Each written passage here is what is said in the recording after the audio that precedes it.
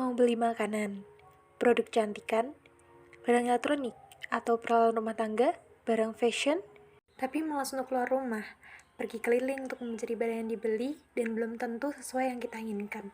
Solusinya, kita bisa berbelanja online. Belanja di mana aja dan kapan aja, dengan metode pembayaran non-tunai, dengan proses shopping, confirm, dan kemudian check out. Be a smart buyer. Saya dari perwakilan kelompok 1 pengantar statistika GE 120B akan mepresentasikan mengenai survei maraknya berbelanja online. Kelompok kami ada 3, yaitu Siska Chandra Widyasari, saya sendiri, Rafli Ramadhani Murtado, dan Manda Amelia. Belanja online merupakan kegiatan membeli barang dan jasa melalui media internet. Toko online atau sering kita sebut e-commerce merupakan bentuk perubahan yang disajikan oleh internet dalam berbelanja dengan memberikan kemudahan dalam proses transaksinya. Peningkatan belanja online. Menurut survei dari BPS atau Badan Pusat Statistik, 9 dari 10 memilih untuk berbelanja online di tahun 2020. Pertumbuhan sektor marketplace di Indonesia tahun 2020 menjadi sangat pesat. Dan menurut AppsFlyer, perusahaan attribution global, mereka menyatakan bahwa tingkat sesi in-app atau waktu yang dihabiskan user dalam satu aplikasi untuk kategori e-commerce dan shopping meningkat 70% pada periode Februari sampai Juni 2020. Manfaat belanja online antaranya 1. Tidak perlu keluar rumah ataupun pergi ke tempat belanja, karena dapat diakses dimanapun kita berada dengan media internet seperti marketplace, sosial media. 2. Pembayaran non-tunai dengan menggunakan transfer, kartu debit atau kredit, e-wallet, Dana, OVO, dan lain-lain, sehingga memudahkan dalam bertransaksi. 3. Hemat waktu dalam membeli dan hemat bahan bakar, karena kita tidak perlu mengunjungi toko serta lebih efektif dan efisien, tidak memerlukan transportasi. 4. Buka dalam waktu 24 jam atau non-stop. Tidak ada jam buka atau tutup toko dan maksimal pelayanan belanja. Dataset dan variabel. Yang pertama, populasi. Kami mengambil masyarakat umum dengan umur berkisar 15-26 tahun. Kemudian sampelnya 75 responden dari populasi tersebut, dan identifikasi variabelnya variabel kuantitatif, kualitatif, diskret, kontinu, dan skala Noir yang terdiri dari nominal, rasio, ordinal, dan interval. Identifikasi variabel. Yang pertama, umur, kuantitatif, kontinu, rasio. 2. Tingkat kepuasan dalam belanja, kuantitatif, kontinu, rasio. 3. Total pengeluaran dalam sebulan, kualitatif, ordinal. 4. Ongkos kirim dalam sekali belanja, kuantitatif, diskret, interval. 5. Jumlah belanja dalam sebulan, kualitatif, kontinu, rasio.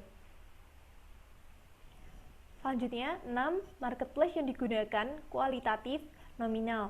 7. Jenis kelamin, kualitatif, nominal. 8. Pekerjaan, kualitatif, ordinal. 9. Pernah belanja atau tidak, kualitatif, ordinal. 10. Metode pembayaran yang digunakan, kualitatif, nominal. 11. Alasan berbelanja, kualitatif, nominal. Data kuantitatif berupa mean median modus dari jumlah belanja dalam sebulan. Interpretasinya, jadi rata-ratanya adalah 2,71, nilai tengahnya 3, dan nilai yang sering muncul 2. Kemudian interpretasi umur, jadi rata-ratanya 18,96, nilai tengahnya 19, nilai yang sering muncul 19. Variabel tingkat kepuasan belanja, interpretasinya, jadi rata-rata adalah 3,8, nilai tengahnya 4, dan nilai yang sering muncul 4. Data kuantitatif mengenai persentil, desil, dan kuartil. Interval jumlah belanja dalam sebulan, yaitu persentil 69 adalah 69%, jumlah belanja responden tertinggi dalam sebulan adalah 3, dan 31% jumlah belanja responden terendah dalam sebulan adalah 3. Kuartil 3 adalah 75% jumlah belanja responden tertinggi dalam sebulan adalah 3,75 dan 25 jumlah belanja responden terendah dalam sebulan adalah 3,75. Interpretasi umur persentil 69 adalah 69% usia responden tertinggi adalah 19 tahun, 31% usia responden terendah adalah 19 tahun. Desil 7 adalah 70% usia responden tertinggi adalah 19 tahun, 30% usia responden terendah adalah 19 tahun. Kuartil 3 adalah 75 usia responden tertinggi adalah 19 tahun dan 25% usia responden terendah adalah 19 tahun. Interpretasi tingkat kepuasan berbelanja persentil 69 adalah 69% tingkat kepuasan responden tertinggi adalah 4 dan 31% tingkat kepuasan responden terendah adalah 4. Desil 7 adalah 70% tingkat kepuasan responden tertinggi adalah 4 dan 30% tingkat kepuasan responden terendah adalah 4. Kuartil 3 adalah 70% tingkat kepuasan responden tertinggi adalah 4,75, 30% tingkat kepuasan responden terendah adalah 4,75. Data kuantitatif skewness dan kurtosis. Interpretasi jumlah belanja dalam sebulan, jadi skewness adalah 0,139 menceng ke kanan lebih dari 0 dengan distribusi data normal. Kurtosisnya min 0,560 dan menunjukkan bahwa keruncingan data platikurtik atau kurang dari 0. Interpretasi umur skewness 1,912 menceng ke kanan lebih dari 0 dengan distribusi data tidak normal. Kurtosisnya 12,944 menunjukkan bahwa keruncingan data leptokurtik lebih dari 0. Interpretasi tingkat kepuasan berbelanja, skewness-nya min 0,885 menceng ke kiri kurang dari 0 dengan distribusi data normal. Kurtosisnya 1,102 menunjukkan bahwa keruncingan data leptokurtik atau lebih dari 0. Identifikasi outlier dan analisis distribusi data box plot. Di sini ada data box plot berupa umur. Interpretasinya, kuartil ke-1 ditunjukkan pada garis di angka 19, mediannya di garis di angka 19, dan kuartil ketiganya di garis di angka 19. Jumlah belanja dalam sebulan, interpretasinya, kuartil ke-1 ditunjukkan pada garis di angka 2, mediannya di angka 3, dan kuartil ketiganya di angka 3,75. Tingkat kepuasan berbelanja termasuk mid outliner karena ditandai dengan tanda dot. Kemudian kuartil ke-1-nya angka 3, mediannya di angka 4, dan kuartil ketiganya di angka 4.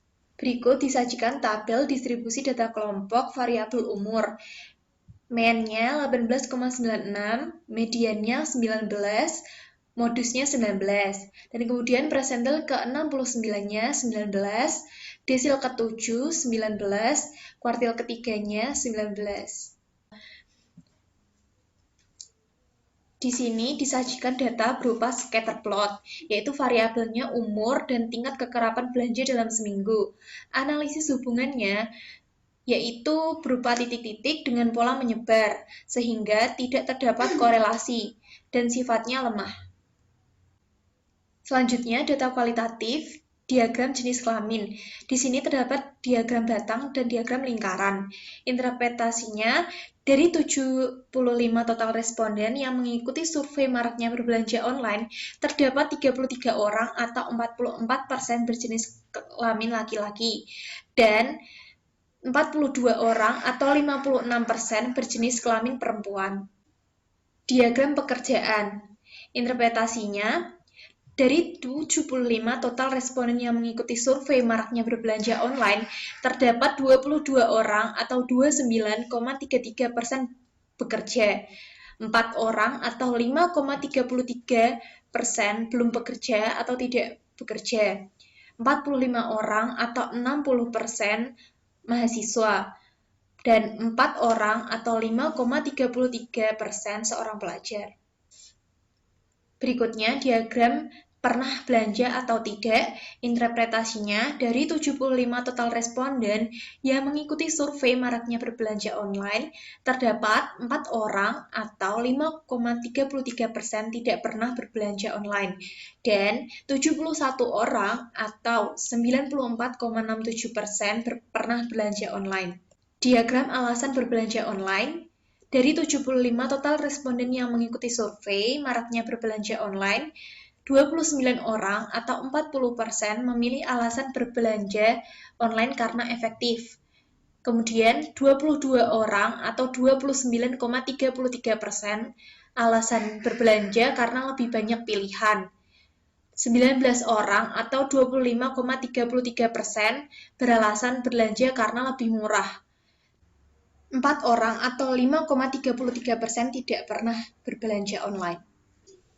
Diagram marketplace yang digunakan, dari 75 total responden yang mengikuti survei maraknya berbelanja online, 4 orang atau 5,33% menggunakan marketplace Lazada, 63 orang atau 84% menggunakan marketplace Shopee, 4 orang atau 5,33% tidak pernah menggunakan marketplace apapun, dan yang terakhir 4 orang atau 5,33% menggunakan marketplace Tokopedia.